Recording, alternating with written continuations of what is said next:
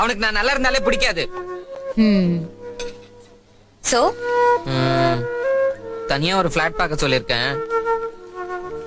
மாசம் சம்பளம் வந்தோடனே ஷிஃப்ட் ஆயிடுவேன்.